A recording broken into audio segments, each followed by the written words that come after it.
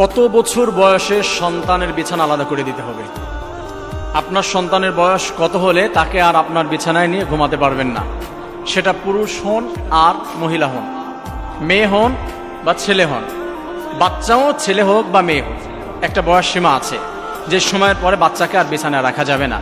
রাসূলুল্লাহ সাল্লাল্লাহু আলাইহি ওয়াসাল্লাম নিষেধ করে দিয়েছে যে এখন আর সন্তানকে তুমি বিছানায় রাখতে পারবে না। প্রিয় ভাইয়েরা, আমাদের সমাজে অনেক সময় দেখা যায় সন্তান বড় হয়ে গিয়েছে, বয়স হয়ে গিয়েছে 10 বছর, 12 বছর, 15 বছর, খুব বেশি আদর করে তো রাতের বেলা সন্তান ভয় পায় বা কান্না করে বা রাতের বেলা তার কোনো ক্ষতি হয় কিনা এই জন্য সন্তানকে নিয়ে ঘুমায়। নাউযুবিল্লাহি মিন যালিক। বড় ধরনের ক্ষতির ভিতরে পড়ে যাবেন, বিপদে পড়ে যাবেন সন্তানকে নিয়ে যদি আপনি ঘুমান। একটা বয়স পার হয়ে যাওয়ার পরও, বয়স হয়ে যাওয়ার পরও বড় হলে সন্তানকে রাখবেন না। যেখানে ঘরের ভিতরে ঢোকা আল্লাহ রাব্বুল আলামিন বলে দিয়েছেন, ওয়াইদা বালাগাল আতফালু মিনকুমুল হুলুমা ফাল্যাস্তাযিনু কামাস্তা'যানাল্লাযিনা, যে যখন সন্তান বড় হয়ে যাবে, অ্যাডাল্ট হয়ে যাবে, তখন সন্তান মা বাবার ঘরের ভিতরে যদি প্রবেশ করে সেইখানেও তার অনুমতি নিতে হবে, পারমিশন নিয়ে তারপরে ঘরে প্রবেশ করতে হবে। মা বাবার ঘরে প্রবেশের জন্য যদি তার পারমিশন নিতে হয়, তাহলে সেই মা বাবার সাথে কিভাবে সে ঘুমিয়ে থাকে? How is it possible? এটা কিভাবে সম্ভব? এটা তো হতে পারে না। রাসূলুল্লাহ সাল্লাল্লাহু আলাইহি ওয়াসাল্লামকে এক সাহাবী প্রশ্ন করলেন, ইয়া রাসূলুল্লাহ, আমি কি আমার মায়ের ঘরে প্রবেশের জন্য কি অনুমতি নিব?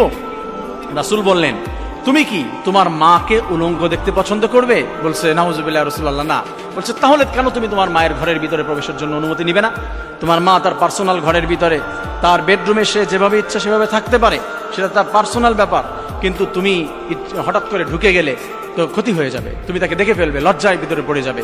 আর রাসূলুল্লাহ সাল্লাল্লাহু আলাইহি ওয়াসাল্লাম আর হাদিসে বলেছেন, আন-নাযিরু ওয়াল মানজুরু কিলাহুমা ফিন-নার, যদি কেউ কারো লজ্জায় স্থান দেখে এবং দেখায়, উভয়ই জাহান্নামী।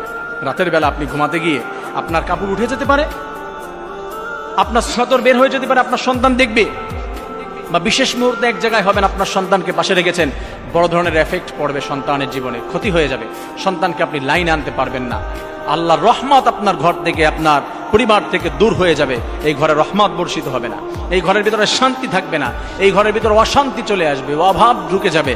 আমাদের সমাজে অনেক জায়গায় দেখা যায় গার্মেন্টস এরিয়া, ছোট্ট একটা রুম নিয়ে স্বামী স্ত্রী থাকে, ওই রুমের ভিতরে আবার সন্তানদেরকে নিয়ে থাকে, ওই রুমের ভিতরে আবার আত্মীয় স্বজনদেরকে নিয়ে থাকে।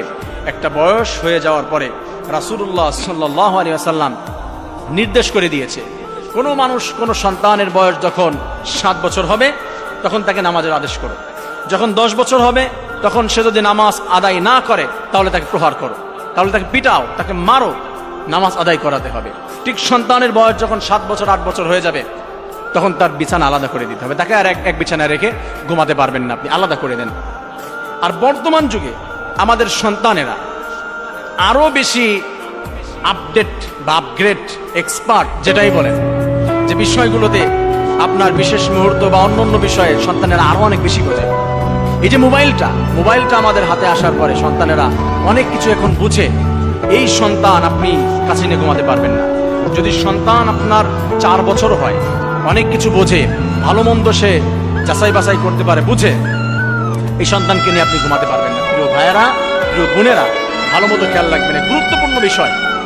আপনি ক্ষতির ভিতরে পড়ে যাবেন, আপনি বুঝবেনও না, সন্তানকে আপনি বড় হয়ে লাইনে আনতে পারবেন না। অতএব সন্তান যখন আপনার একটু অ্যাডাল্ট হয়েছে, আর অ্যাডাল্ট বলতে বিবাহের বয়স নয়, সন্তান যখন বালেগ হয়েছে বা তার থেকেও কম বয়স কিন্তু বোঝে ভালো মন্দ, বিছানা আলাদা করে দেন, আলাদা রুমে তাকে আলাদা বিছানায় ঘুমাতে দেন। এক বিছানায় নিয়ে ঘুমাবেন না, সমস্যায় পড়ে যাবেন। আর যদি আপনি রাসূলের সুন্নাহ অনুযায়ী, হাদিস অনুযায়ী আপনি জীবন পরিচালনা করার চেষ্টা করেন, আপনার ঘরের ভিতরে রহমত, বরকত, ভালোবাসা দিয়ে আল্লাহ তাআলা ভরপুর করে দিবে। প্রিয় ভাইরা, আমরা জানলাম যে কত বছর বয়সে সন্তানের বিছানা আলাদা করে দিতে হবে। আল্লাহ তাআলা আমাদের সবাইকে এই হাদিসের উপরে আমল করার তৌফিক দান করুন। আমিন। আসসালামু আলাইকুম ওয়া রাহমাতুল্লাহ।